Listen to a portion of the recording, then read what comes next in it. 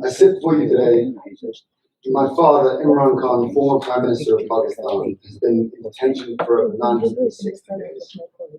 He sits in a small cell designed for solitary confinement, infested with insects and under constant surveillance.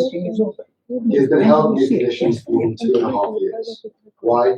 Because he dared to challenge the Pakistani military's stranglehold of political life. My brother and I have not seen our father since November of 2022. We visited him in Pakistan after he survived an assassination attempt. The last time I spoke to him was a brief phone call cut off prematurely. We go months without any contact. When we recently tried to travel to Pakistan to visit him, the government deliberately refused to process our visas. Denying a prisoner's children the right to see him is collective punishment. From the limited contact we had, I know my father is suffering, but he refuses to talk about his own conditions. He asks us, about our grandmother who passed away last year, about our lives. That is who he is.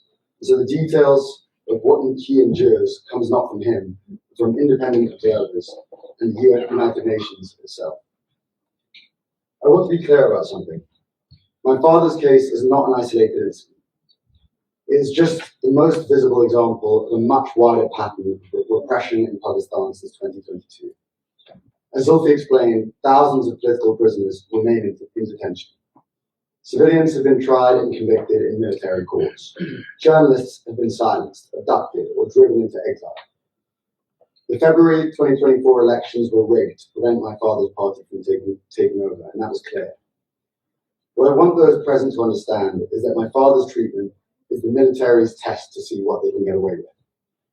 Pakistan made binding commitments under the GSP Plus framework to uphold the international human rights conventions it ratified, including the International Convent on Civil and Political Rights and the Convention Against Torture. My father's arbitrary detention, his solitary confinement, the denial of medical care, the blocking of family visits, the trial of civilians in military courts, each of these violate those treaty obligations.